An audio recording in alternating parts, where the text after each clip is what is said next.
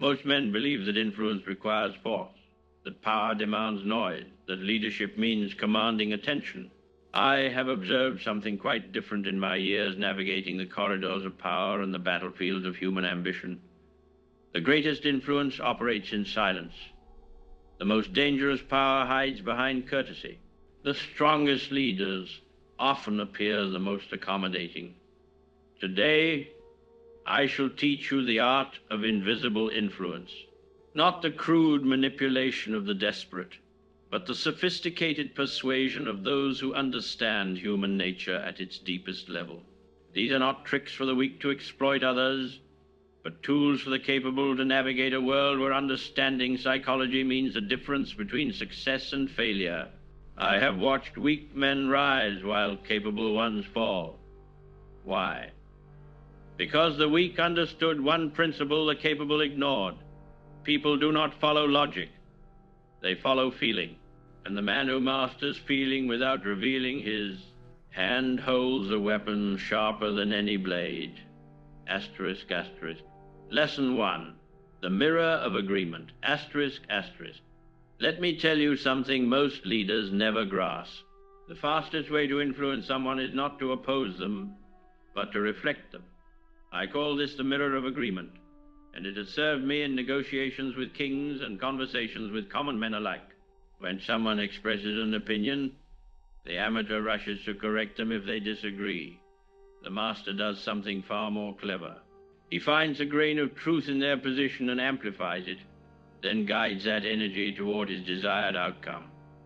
I once sat across from a man who was absolutely convinced that a particular strategy would fail.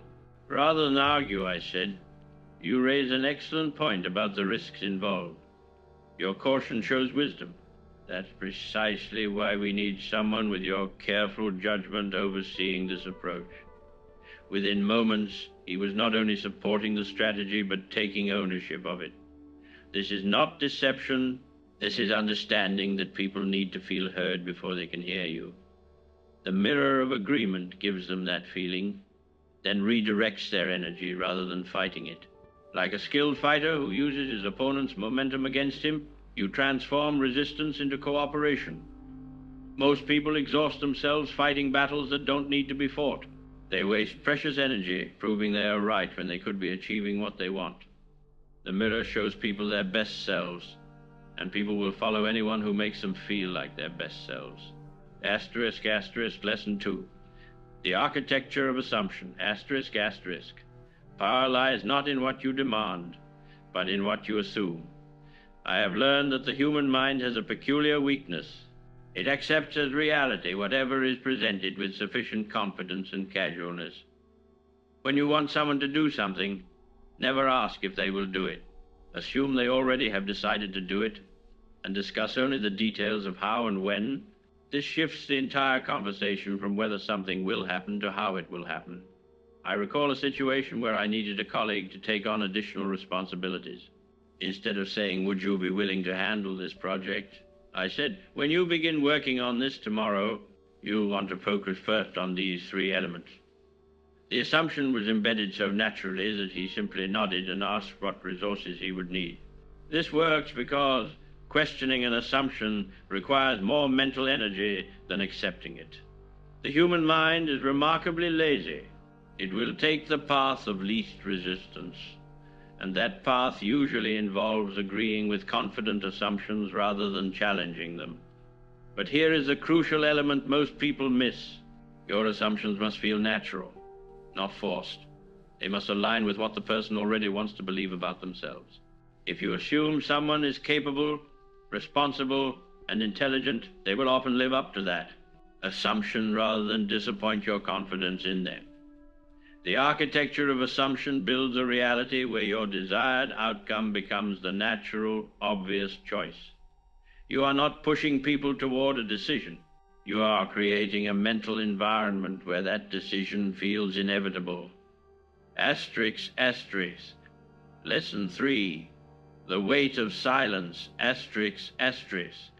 In a world full of noise, silence becomes the most powerful sound. I have discovered that most people are terrified of quiet moments in conversation. They rush to fill the void with words, often revealing far more than they intended. The master of influence speaks less and observes more. He asks a question, then waits. He makes a statement, then allows it to settle.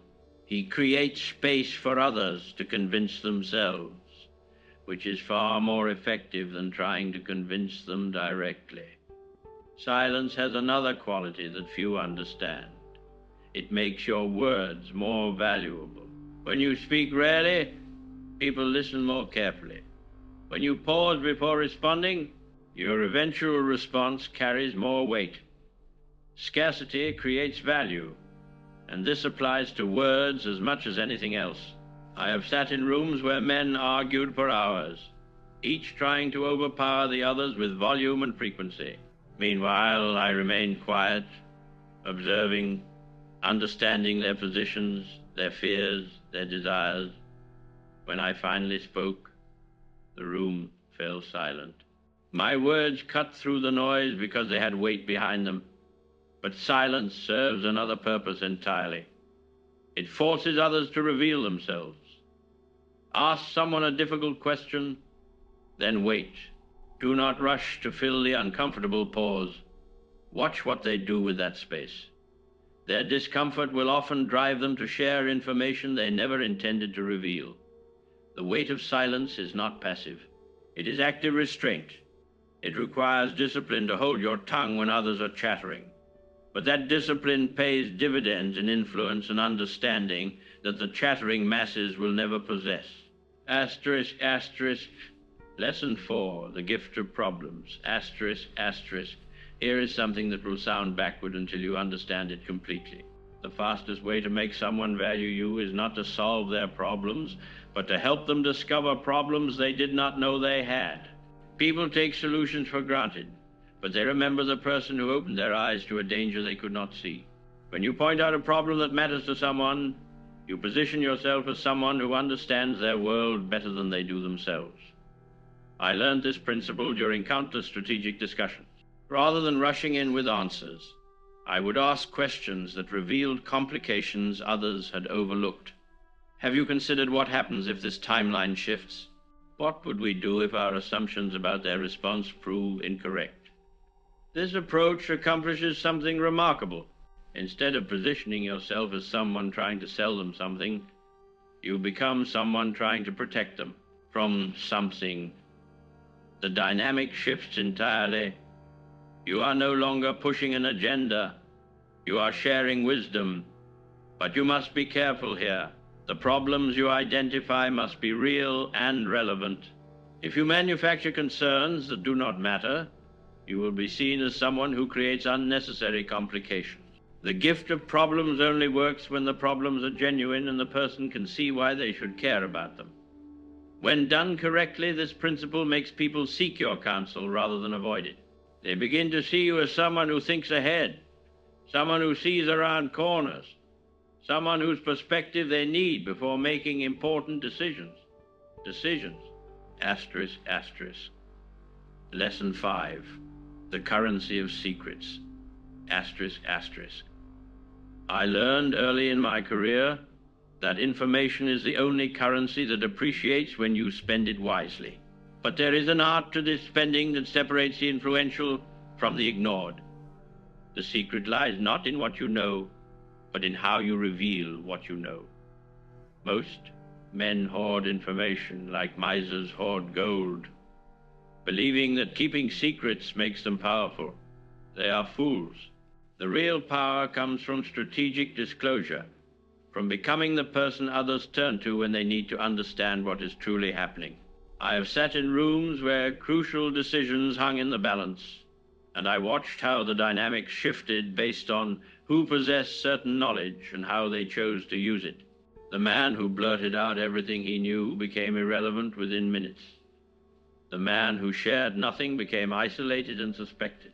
But the man who shared precisely the right information at precisely the right moment, he became indispensable. Here is how this works in practice. When you possess information that others need, do not simply hand it over. Create a moment, draw them in, say something like, There is something you should know about this situation that changes everything. Then pause. Let that anticipation build. When you finally reveal what you know, it carries weight because you have given it ceremony. But the true mastery comes in understanding that every piece of information has multiple audiences. What you tell one person in confidence, knowing they will share it with another, becomes a message delivered with far more credibility than if you had delivered it directly. You become the source of valuable intelligence without appearing to gossip or manipulate. I recall a situation where two departments were locked in a bitter dispute over resources. Rather than taking sides, I quietly shared certain facts with each side, facts that helped them understand the other's position. Within days, they had reached an agreement. They never knew I had orchestrated their understanding, but they both remembered that I had been helpful when it mattered. The currency of secrets teaches you that influence is not about what you know. It is about what others believe you know and how carefully you manage that belief. Asterisk, asterisk. Lesson 6. Theater of indifference, asterisk, asterisk. Nothing disturbs people more than indifference from someone they expected to need their approval. I have discovered that the moment you stop seeking validation from others, you gain a mysterious power over them. They begin seeking yours. This principle runs against every instinct of social creatures like ourselves. We are taught to please, to accommodate, to show appreciation for others' attention, but I have observed that the people who command the most respect are often those who seem least concerned with whether they receive it. The theater of indifference is not about being rude or dismissive. It is about demonstrating through your behavior that your sense of worth does not depend on external validation. When someone expects you to be grateful for their time, their attention, their approval, and you respond with polite but genuine indifference, something shifts in the dynamic. I remember a negotiation where the other party clearly expected me to be impressed by their credentials, their connections, their past successes. Instead of showing the expected deference, I listened politely but remained unmoved. I asked practical questions about the matter at hand and ignored their attempts to establish superiority through reputation. The result was fascinating. They began working harder to gain my respect. They started deferring to my judgment. They went from expecting me to impress them to desperately wanting to impress me, all because I had demonstrated that their approval was not necessary for my confidence. But here is the delicate balance you must maintain. True indifference to approval must be genuine, not performed. People can sense when someone is faking confidence or manufacturing aloofness. The theater of indifference only works when it flows from real self-possession, from a genuine understanding of your own worth that does not require external confirmation. This principle extends beyond individual relationships. When you stop chasing opportunities and start creating them, when you stop begging for chances and start demonstrating capability, the world begins to take notice. Scarcity creates demand, and nothing is more scarce than someone who truly does not need what others are desperate to give them. Asterisk, asterisk, Lesson 7, the gravity of expectation. Asterisk, asterisk. I have learned that expectations shape reality more powerfully than facts ever could. The man who expects to be obeyed often is not because he has earned that obedience, but because his expectation creates a psychological environment where obedience feels natural. Most people approach their interactions hoping for the best, but preparing for disappointment. This defensive posture communicates weakness before a single word is spoken. The master of influence does the opposite. He expects cooperation, assumes competence, and treats success as inevitable. These expectations become self-fulfilling prophecies. When I walk into a room for an important discussion, I do not hope that people will take my suggestions seriously. I expect that they will. This expectation shows in my posture, my tone, the way I frame my proposals. I speak as someone whose ideas deserve consideration, not as someone requesting permission to be heard. The gravity of expectation works because most people are looking for someone to follow. They want to find the person who knows what should happen next. When you demonstrate through your bearing and your assumptions that you are that person, they will often accept your leadership simply because you have made it easy for them to do so. I once watched a man transform an entire meeting simply by changing his expectations. Instead of asking, "Do you think this might work?" he said, "When we implement this approach, we will need to address these 3 challenges first." The entire discussion shifted from whether the approach was viable to how it could be executed successfully. But expectation without competence is merely arrogance, and people will see through it quickly. Your expectations must be grounded in real capability, real understanding, real value that you can deliver. When they are, the gravity of expectation becomes a force that draws others into your orbit and keeps them there. The man who expects nothing receives nothing. The man who expects everything but offers nothing in return receives contempt. But the man who expects reasonable cooperation while demonstrating genuine value, he receives both respect and results. Asterisk, asterisk. Lesson 8, the alchemy of necessity, asterisk, asterisk. The most elegant form of influence makes people want to do what you need them to do. But there is something even more powerful than desire. There is necessity. When people believe they must act in a certain way, not because you have forced them, but because circumstances demand it, you have achieved the highest form of persuasion. I call this the alchemy of necessity because it transforms your wants into their needs. Instead of pushing people toward your preferred outcome, you arrange the situation so that your preferred outcome becomes their obvious choice. This requires patience and strategic thinking. You must understand what people truly need, what they fear losing, what they hope to gain. Then you position your request not as something that benefits you, but as something that serves their essential interests. But as something that serves their essential interests. The alchemy of necessity works through careful arrangement of circumstances. I recall a situation where I needed several departments to coordinate their efforts on a critical project. Rather than demanding cooperation, I made sure each department received information that showed how the other's success was essential to their own objectives. Within days, they were seeking each other out, forming alliances, sharing resources. They believed they were acting out of enlightened self-interest. In truth, I had simply made visible the connections that already existed. The necessity was real, but the timing of their recognition was my design. This principle requires you to think several moves ahead, like a chess master who sacrifices a pawn to secure a more valuable position. You must sometimes accept short-term inefficiency to create long-term influence.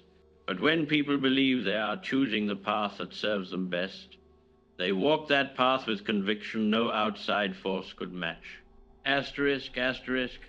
Lesson 9, the rhythm of revelation. Asterisk, asterisk. I have discovered that timing is not just important in influence, it is everything.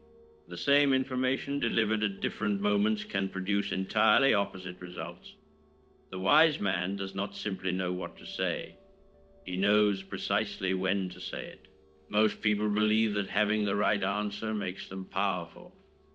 But I have watched men with perfect solutions fail because they shared them at imperfect moments. The art lies not in the revelation itself, but in creating the conditions where revelation has maximum impact. When someone is not ready to hear a truth, telling them accomplishes nothing except making them defensive. But when that same person has reached a point where they need that truth, they will receive it as wisdom rather than criticism. Your role is to recognize these moments and be prepared when they arrive. I learned this during countless negotiations where the other party would eventually reach the conclusion I wanted them to reach. But if I had stated that conclusion at the beginning, they would have rejected it automatically. Instead, I guided the conversation through stages, allowing them to discover each piece of the puzzle in the proper sequence. The rhythm of revelation works because the human mind must be prepared to accept new ideas. Like a lock that requires the correct sequence of numbers, understanding requires the correct sequence of insights. Skip a step, and the lock remains closed. Follow the proper sequence, and it opens naturally. This applies to personal relationships as much as professional ones. When someone you care about is making a mistake, your first instinct might be to warn them immediately. But if they are not ready to see the problem, your warning becomes nagging. Wait for the moment when they begin to sense something is wrong, then offer the insight they need. They will thank you for your wisdom rather than resent your interference. Asterisk, asterisk. The architecture of options, asterisk, asterisk. Power is not about having one perfect choice. Power is about ensuring that every available choice serves your interests. I have learned to construct situations where others feel they are making free decisions, while every path they might choose leads toward my desired outcome. Most people approach influence like a single-lane bridge. They see one way to get what they want, and they push everyone toward that narrow path. But the master of influence builds a highway with multiple lanes, all leading to the same destination. People feel they have choices, which preserves their dignity and reduces resistance. When I need someone to accept a particular assignment, I do not simply offer them that assignment. I present 2 or 3 options, each with different advantages and challenges. But I design these options so that the assignment I truly want them to take appears as the most attractive choice when compared to the alternatives. This technique works because people prefer to feel they have selected the best option rather than being given the only option. The architecture of options gives them the psychological satisfaction of choice while guiding them toward the outcome you prefer. But here is a sophistication that separates true influence from crude manipulation. All of your options must be genuine. If people discover that your alternatives were false choices, they will never trust your presentations again. The options you create must be real paths they could actually take, even if you have made one path more attractive than the others. I have seen this principle transform entire organizations. Instead of mandating a single approach to a challenge, leaders who understand this concept present their teams with carefully constructed alternatives. The teams choose the path that serves the organization's needs, while feeling they have maintained their autonomy and judgment. The architecture of options requires patience and creativity. You must understand what people value, what they fear, and how they make decisions. Then you construct scenarios where their natural decision-making process leads them toward your objectives. They choose freely, but they choose what you need them to choose. Asterisk, asterisk. Lesson 11, the magnetism of scarcity, asterisk, asterisk. I have observed that human beings possess a peculiar weakness. They desire most intensely what they believe they cannot easily obtain. This principle governs everything from romantic attraction to business negotiations, and understanding it gives you tremendous power over others' attention and behavior. When you make yourself constantly available, you become taken for granted. When you make your time, your attention, or your expertise scarce, you become valuable. This is not about playing games or being deliberately difficult. This is about understanding the psychology of perceived value.